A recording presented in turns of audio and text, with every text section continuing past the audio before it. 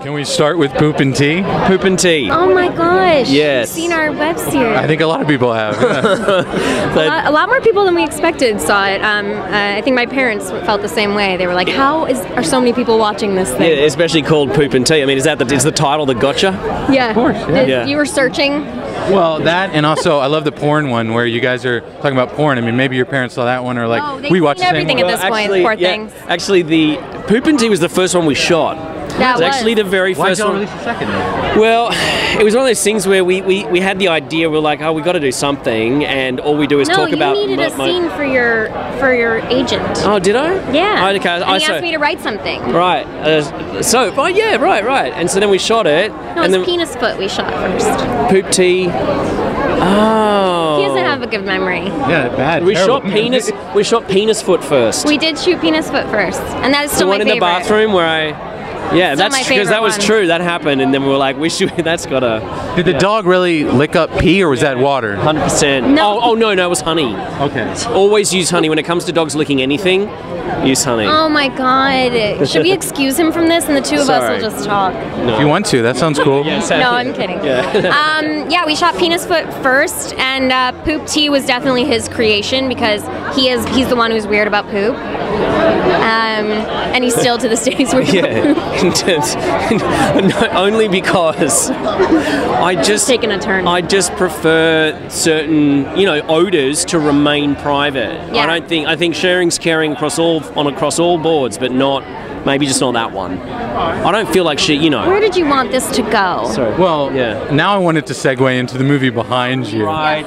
What's it like being able to have an amazing cast? Mimi, Anthony. I mean, this is a legit huge cast you guys have pulled together.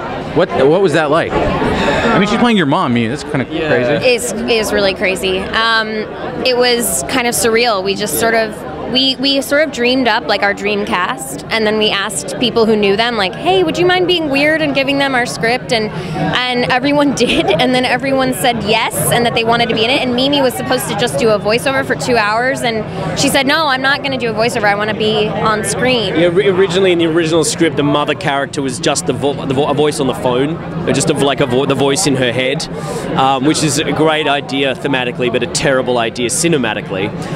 Fortunately, Mimi sorted it out for us. Yeah, you would have seen a lot more like phone calls. It just would have been so boring. Yeah.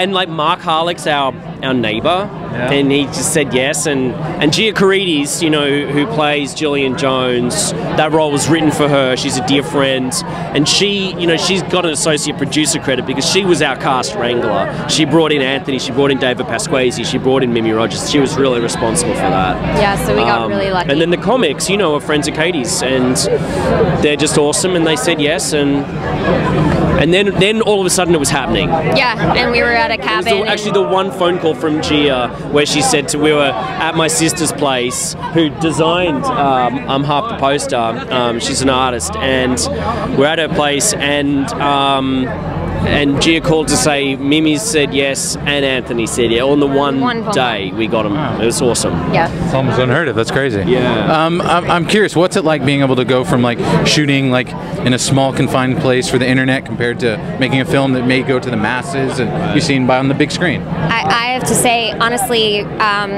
for me it felt the same, because as you're doing it, you can't, if you think about where it's going to go, you're just never, I mean, he was thinking about how it would look all the time, how it was going to look big, but I couldn't even imagine it. I just really had to not even imagine it, and I had to just play what I knew felt real to me, and just hope that we got good material that I'd want to see projected that big later on. To me it felt a lot. The production values you can get away with a lot more on the web series. Obviously, we're just shooting that in our living room with one guy. There was only ever one person. With like a camera and holding the sound, and like it was just the sound guy was called C-Stand Jones because he was a C-stand. It was a C-stand holding a boom here, and then we'd move it. And we did an entire episode without sound once. It was terrible. So the production value definitely went up for the film. Yeah. So the production value goes up. But the feel, it was just us again. It was just the two of us. The banter and the tone. It's a more challenging story arc. But we have very, very, very good writing friends who told us how to fix all the bad things we did. I think that's the best way to end it. I love it. Thank you guys so much, and welcome to Dallas. It was so nice to have a good night.